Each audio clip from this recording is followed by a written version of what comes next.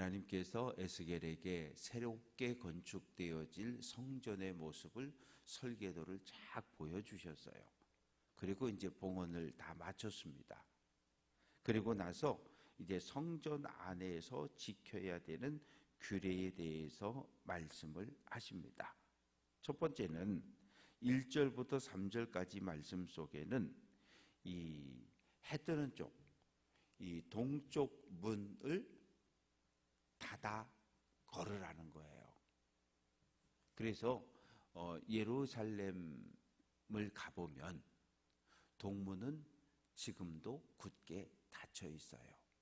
금으로 도금을 낸 그 버쩍버쩍하는 황금문인데, 유대인들은 지금도 예수님이 메시아가 올 때, 예수님이 아니라 유대인들은 메시아, 그들이 기다리고 있던 메시아가 올 때 동쪽 문이 열리고 그 문으로 들어와야 된다고 믿고 있기 때문에 지금까지 닫혀져 있습니다.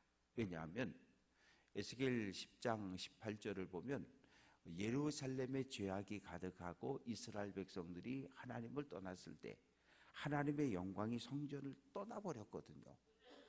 떠났던 그 하나님의 영광이 다시 이제 성전 안으로 들어왔는데 동쪽 문으로 들어왔단 말이에요. 그래서 하나님의 영광이 들어온 임재했던 그 문이었기 때문에 그 문을 걸어 잠그라는 거예요. 그래서 가보면 지금까지 잠겨 있습니다. 그런데 왕이 들어오기는 들어와야 되는데 왕도 동문으로 들어올 수 없는 거예요. 그러면 왕은 어떻게 들어옵니까? 남쪽 문이나 북쪽 문으로 들어와서 안뜰을 거쳐서 안뜰에서 다시 동쪽 문 쪽으로 가서 그렇게 가지고 들어와서 하나님 앞에 예배하고 하나님 앞에 드려진 제물을 나누어 먹을 수 있다, 이렇게 말씀합니다. 이제 4절부터 9절까지 말씀 속에는 북문을 통해서, 에스겔은 북문을 통해서 들어왔어요. 그래서 성전 앞에 와봤더니 하나님의 영광이 성전에 가득했다는 거예요. 에스겔은 분명히 봤잖아요. 에스겔 10장에서 하나님의 영광이 성전을 떠나서 나가는 것을 보았는데, 이제 떠났던 그 하나님의 영광이 성전 안에 가득한 모습을 보면서 땅에 엎드리는 겁니다. 하나님의 은혜가 너무 크다는 것을 우리가 깨닫는 순간 우리가 할 수 있는 건 무릎 꿇는 것밖에 없어요. 두 손을 높이 들고 하나님을 찬양하는 것밖에 없어요. 왜? 우리가 할 수 있는 게 없잖아요. 할 수 있는 게.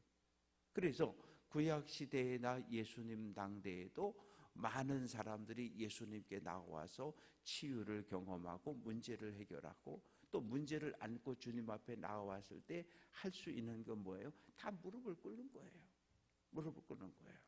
문제를 가지고 나왔을 때도 무릎을 꿇고, 문제가 해결된 후에도 무릎을 꿇고, 문제를 가지고 나왔을 땐 이 문제를 해결해 달라고, 문제가 해결된 다음엔 모든 영광을 돌려드리며 예수님의 말씀을 따라 하나님의 거룩한 백성으로 살겠다고 결단하며 무릎을 꿇습니다.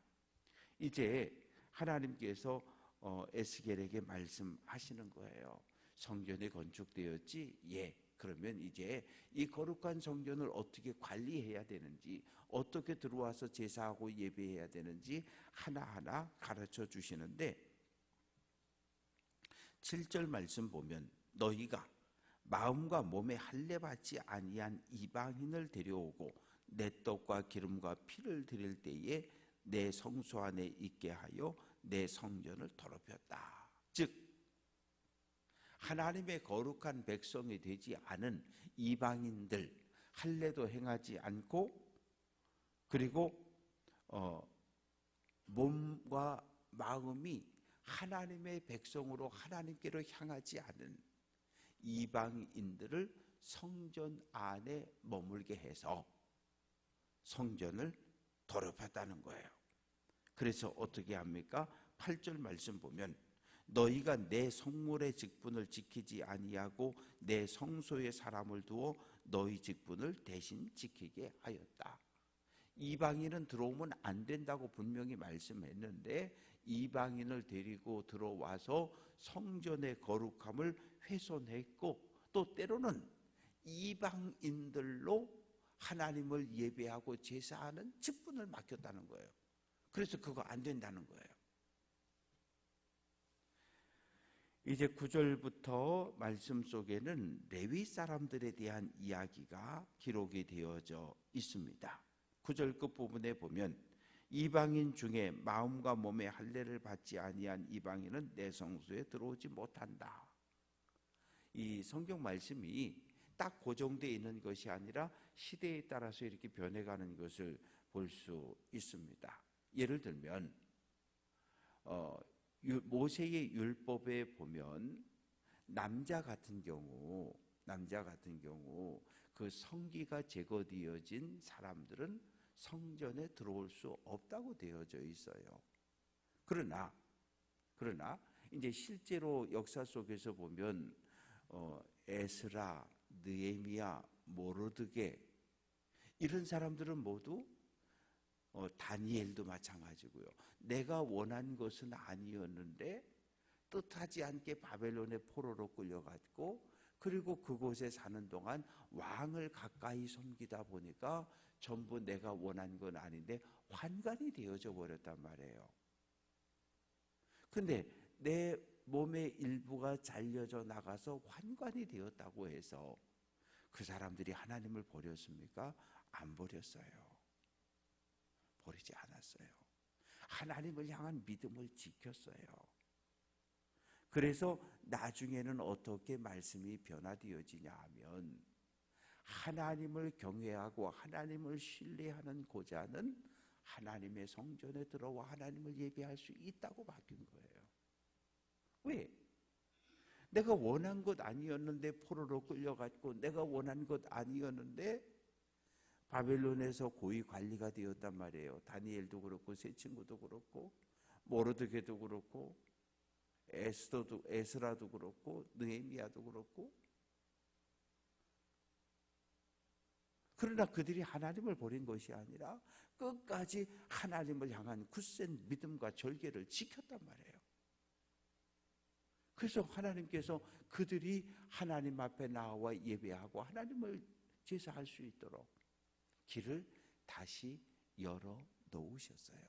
그래서 하나님의 말씀은 꽉 문이 닫혀진 그런 말씀이 아니라 때로 시대의 흘러감에 따라서 유연하게 적용되어지고 또 새롭게 해석되어지는 말씀들이 주어진 것을 볼 수 있습니다. 그러나 분명한 것은 이방인도 성전에 들어올 수 있는데 몸과 마음의 할례를 받아 정결한 이방인은 들어올 수 있다는 거예요. 오늘날 이 말씀을 그대로 적용하면 우리가 유대인입니까? 이방인입니까? 우리 이방인이에요. 우리는 하나님을 믿을 수 없는 사람들이에요. 그러나 우리의 몸과 마음이 세례를 받고 마음의 할례를 받았기 때문에 우리가 하나님의 거룩한 백성이 되고 하나님 나라 귀한 성도들이 될 수 있는 겁니다. 그러나 이 10절 말씀 보면 이스라엘 족속이 그릇 행하여 나를 떠날 때에 레위 사람도 우상 숭배에 동참했단 말이에요. 우상 숭배에 동참해서 레위 사람들은 이 성전에서 하는 일이 뭐냐 하면 제사장을 도와서 이 제사를 드리는데 레위 지파가 주로 했던 일은 광야를 걸을 때는 천막을 걷고 천막을 치고 언약궤를 안치하고 이런 일들을 주로 했지만 예루살렘 성전이 딱 건축된 이후에는 뭐 천막을 걷고 치고 할 이유가 없으니까 그때부터는 업이 바뀌게 됩니다. 주로 뭘로 바뀌게 되냐 하면 도축과 도살로 바뀌게 돼요. 왜? 하나님께 드려지는 제물의 숫자가 너무 많으니까. 지금이야 도축장 가보면 이 잡는 것부터 이 도축하는 모든 과정이 거의 기계의 힘을 빌려서 하고 있지만 옛날에는 다 사람 힘으로 잡았단 말이에요. 양 한 마리, 소 한 마리를 혼자 잡을 수가 없잖아요. 그러면 레위 사람 3명, 4명이 달려들어서 다리를 하나씩 잡고 그놈을 죽이고 쪼개고 가죽을 벗기고 이게 보통 어려운 일들이 아니거든요. 그래서 레위 사람들이 그렇게 성전에서 봉사하는 일을 맡았었는데 12절 말씀 보면 우상 앞에서 수종들어 이스라엘 족속이 범죄하게 하였다. 이 이스라엘 백성을 바른 길로 인도해야 할 레위 사람들이, 제사장들이 우상 숭배에 빠져들므로 백성들을 함께 멸망의 길로 끌고 갔기 때문에 12절 중간에 보면 내가 내 손을 들어 그들이 그 죄악을 담당하도록 때렸다는 거예요. 그래서 예루살렘 성전이 파괴되었다는 거죠. 그래서 13절 말씀 보면 그들이 내게 가까이 나와 제사장 직분을 행하지 못한다. 더 이상 행할 수 없잖아요. 왜? 성전이 약탈당하고 파괴되고 불타버렸으니까. 그리고 포로로 끌려갔으니까. 그런데 하나님께서 은혜를 베풀어서 그들이 다시 돌아와서 성전에서 하나님을 예배하고 제사할 수 있는, 섬길 수 있는 기회를 하나님께서 다시 한번 맡겨준다는 거예요. 그게 14절입니다. 성전을 지키게 하고 성전의 모든 수종드는 일, 그 가운데 행하는 모든 일을 다시 맡겨준다는 거예요. 하나님의 은혜지요.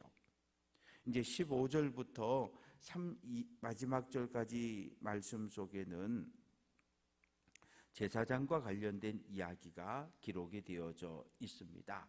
제사장들은 다윗 시대 사독, 대제사장이었던 사독의 후손들이 제사장의 직무를 계속해서 맡았는데, 제사장이 하는 건 뭐냐 하면 레위 사람들이 도축을 해서 기름을 떼우고 피를 떼우면 기름은 불에 태우고 피는 제단 뿔과 바닥에다 뿌리고, 그리고 제물을 받아서 올려놓고 태워서 연기로 하나님께 올려드리는 일을 제사장들이 맡았는데 그 일을 다시 맡겨줄 것이고, 16절 성소에 들어오며 내상에 가까이 나와. 성소에 들어가면 뭐가 있습니까? 촛대가 있고 떡상이 있는데 그 떡상의 떡을 일주일에 한 번씩 교체해야 되거든요. 또 분향단에서 향을 피우는 이런 일들을 제사장들에게 다시 맡겨줄 것인데, 17절 양털옷을 입지 말고 가는 베옷을 입어라. 그냥 목회자로 이야기하면 강단에 올라올 때, 주일 낮예배 올라올 땐 가운을 걸치고 올라오잖아요. 그러니까 제사장들은 가는 베옷, 이 구별되어진 옷을 입고 오고 머리에는 가는 배관을 쓰고, 그리고 당시 대부분의 사람들은 속옷 개념이 없어요. 그러니까 반바지로 된 속옷을 입어서 하체를 드러내지 말고 그렇게 와서 하나님 앞에 제사하고, 또 이제 성소 밖으로 나가서 일반 백성들을 만나게 될 때는 가운 입고 교회 밖으로 나가지 말라는 거예요. 주일날 예배 끝나고 목사가 가운 입고 저 8호 광장 쪽으로 막 간다고 생각해 보세요. 사람들이 야, 저 사람 뭐야? 그런데 그 당시 사람들은 제사장이 가운을 입고 탁 나타나서 가까이 오면 다 뭐해요? 12회를 혈루병으로 앓던 여인이 예수님 옷자락 만졌잖아요. 사도 바울이 가지고 있던 손수건 옷을 만지면 병이 낫잖아요. 그 사람들은 그런 생각을 가지고 있으니까 거룩한 제사장의 옷을 만지면, 거룩한 제사장과 악수하면 내 병이 나을 수 있다는, 복을 받을 수 있다는 이런 생각들을 가지고 있으니까, 거룩한 옷은, 하나님을 예배할 때 입었던 옷은 방에다가 벗어놓고 일반 옷을 입고 나가서 만나라. 그리고 20절 머리를 빡빡 밀지도 말고 길게 기르지도 말고 단정하게 머리를 길러라. 그리고 21절 제사장 누구든지 안뜰에 들어갈 때, 성소로 올 때 포도주를 마시지 말라. 즉 강단에 올 때 술이 취해가지고 강단에 올라와서 행설수설하면 안 된다, 그런 얘기예요. 그런 이야기 구체적으로.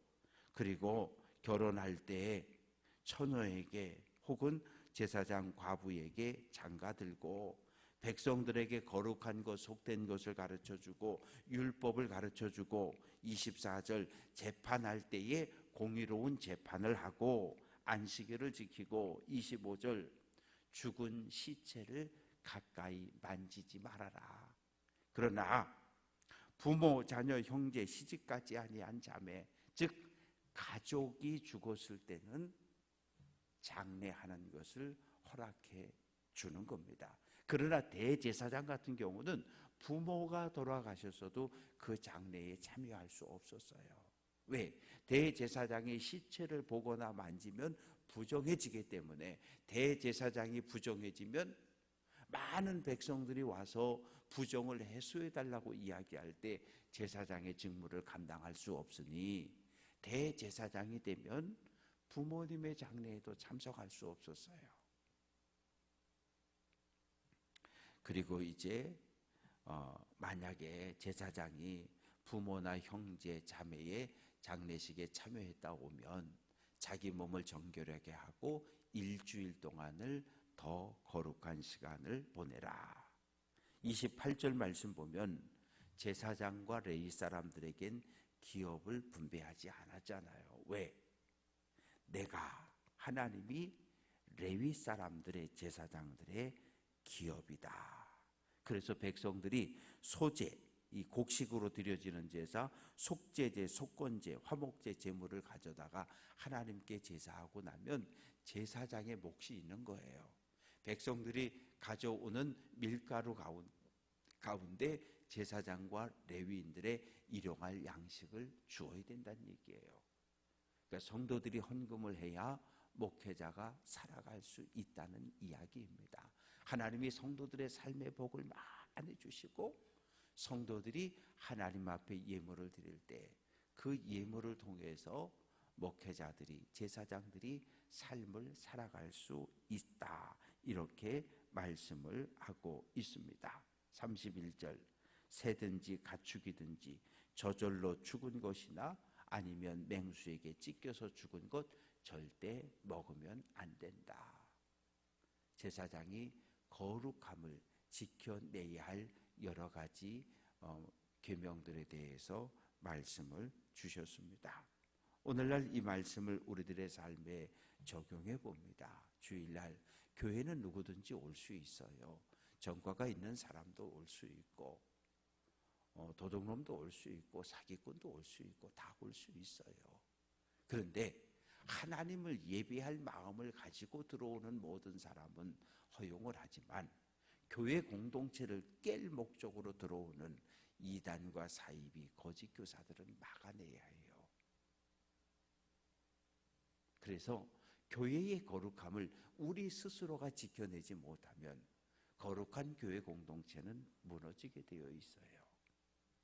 그래서 우리가 분별의 은사가 있어서 늘 깨어 기도하고 깨어 기도함으로 거룩한 교회를, 거룩한 가정을 지켜내는 것. 가장은 가정의 제사장입니다. 가정도 교회도 거룩함을 지켜낼 수 있는 귀한 성도들 될 수 있기를 주님의 이름으로 축원합니다.